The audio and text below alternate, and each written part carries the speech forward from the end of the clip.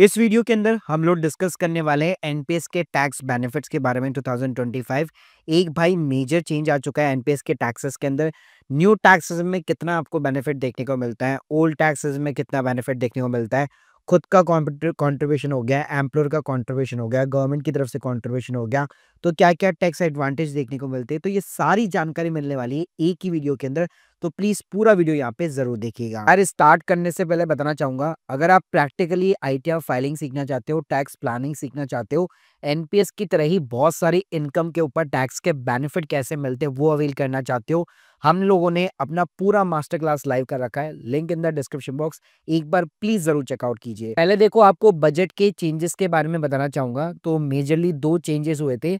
एक तो tax deduction जो लिमिट है उसको इंक्रीज कर दिया गया है। जी हाँ, तो एम्प्लॉयर का जहाँ पे कंट्रीब्यूशन होता है, मोस्टली जो गवर्नमेंट एम्प्लॉयज होते हैं या आजकल कुछ कॉर्पोरेट सेक्टर में भी एम्प्लॉयर कंट्रीब्यूट करता है एनपीएस स्कीम के अंदर।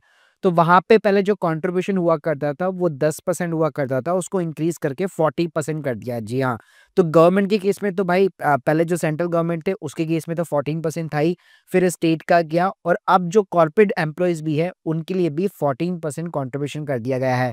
यानी 14% of the basic salary plus DA, इतना टैक्स डिडक्शन लिमिट अब अलाउ है। तो आपका यहाँ पे टैक्स ना ज्यादा बचने वाला है। साथ में एक एनपीएस वत्सल्य करके एक स्कीम नई यहाँ पे इंट्रोड्यूस की गई है, जो कि स्पेशली मतलब माइनर्स के लिए, बच्चों के लिए। उसमें वैसे कोई टैक्स का बेनिफिट नहीं है स्टार्टिंग के अंदर। अब देखो, एनपीएस के जो टैक्स के बेनिफिट है उसको आप मेजरली 3 सेक्शन के अंदर डिवाइड कर सकते हो। एक आपका एटीसीसीडी सबसेक्शन 1 हो गया, जो कि पार्ट होता है एटीसी का, जिसमें आपका सेल्फ कंट्रीब्यूशन काउंट होता है। फिर एक 1 बी करके होता है जहाँ पे भी सेल्फ कंट्रीब्यूशन काउंट होता है, और एक 2 होता है जहाँ पे एम्प्लॉयर का कंट्रीब्यूशन होता है। तो देखो यार, अगर मैं एटीसीसीडी सबसेक्शन 1 की बात करूँ तो वहां पे जो है एटीसी की लिमिट भी उसके साथ में कंबाइन होती है।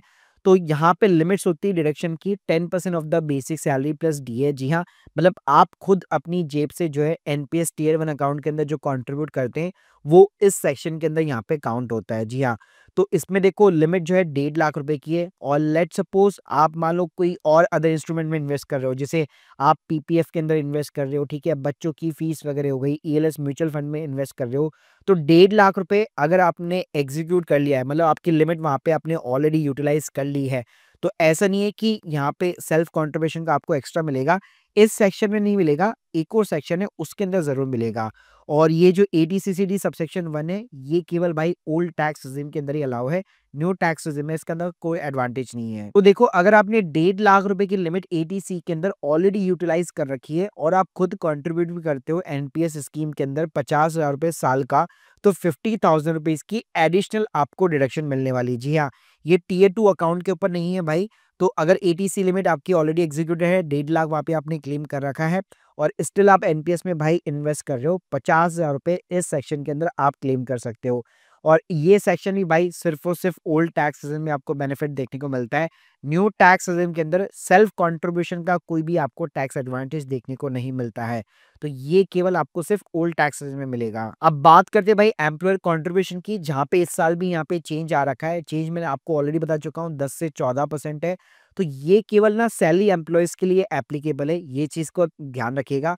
और सबसे बड़ा एडवांटेज यहाँ पे ये होता है कि ये न्यू और ओल्ड दोनों रिजीम के अंदर एप्लीकेबल है। यानी एम्प्लॉयर भाई जो एनपीएस के अंदर कंट्रीब्यूट करता है उसका टैक्स का बेनिफिट, चाहे न्यू रिजीम के अंदर बात करूं या ओल्ड रिजीम के अंदर, दोनों के अंदर आपको देखने को मिल जाता है। यहाँ पे डिडक्शन की जो लिमिट है 14% of the basic salary plus D है गवर्नमेंट एम्प्लॉयज के लिए, और कॉर्पोरेट एम्प्लॉयज यानी प्राइवेट सेक्टर एम्प्लॉयज के लिए भी भाई अब ऑलमोस्ट 14% है। और उसके साथ में यहाँ पे एम्प्लॉयर जो भी कंट्रीब्यूट करता है, तो ध्यान रखिएगा, जब आप आपको फॉर्म 16 जब इशू होता है, जब टीडीएस काटा जाता है, तो उस टाइम पे ये जो कंट्रीब्यूशन होता है एम्प्लॉयर का पहले ही भाई कंसिडर कर लिया जाता है। तो जब भी आप अपना फॉर्म 16 देखेंगे, आपको एटीसीसीडी सबसेक्शन 2 के अंदर जो है बकायदा अमाउंट दिखाई देगा, जो आपका जो एचआर होगा, जो आपकी पेरोल टीम होगी, उन्होंने ऑलरेडी उसको यहाँ पे कंसिडर कर रखा होगा। और कई लोगों का यहाँ पे एक और डाउट रहता है कि यहाँ पे एम्प्लॉयर ने जो कंट्रीब्यूट कर रखा है, क्या उसको मेरे को वापस सैलरी के अंदर वगैरह ऐड करना है। तो मैं बताना चाहूँगा जब आपकी टीडीएस की कैलकुलेशन हो रही होती है, फॉर्म 16 इश्यू होता है, उसके अंदर भाई सारी कैलकुलेशन हो चुकी होती है। आपको अपनी तरफ से कुछ नहीं करना। आप बस ये चेक कर लीजिए कि एटीसीसीडी सबसेक्शन 2 के अंदर भाई मेरे को यहाँ पे जो है डिडक्शन मिल रही है कि नहीं मिल रही। इसके अलावा भाई जब यहाँ पे एनपीएस मैच्योर होता है at the age of the retirement यानी 60 जैसे आपका क्रॉस होता है, उसके बाद में एनपीएस को जो है आप विथड्रॉल करा सकते हो। तो 60% कॉर्पस तो आप लमसम विथड्रॉल कर सकते हो, 40% से आपको एक एन्युटी बाय करनी पड़ती है। तो आप जो यहाँ पे जो है टैक्स फ्री रहता है पूरा का पूरा, जो एक साथ आप जो विथड्रॉल कर रहे हो लमसम, वो पूरा आपका टैक्स फ्री रहता है। उसके अंदर आपको कोई भी कैपिटल गेन वगैरह, कोई भी इंटरेस्ट का कोई भी आपको टैक्स वगैरह पे नहीं करना।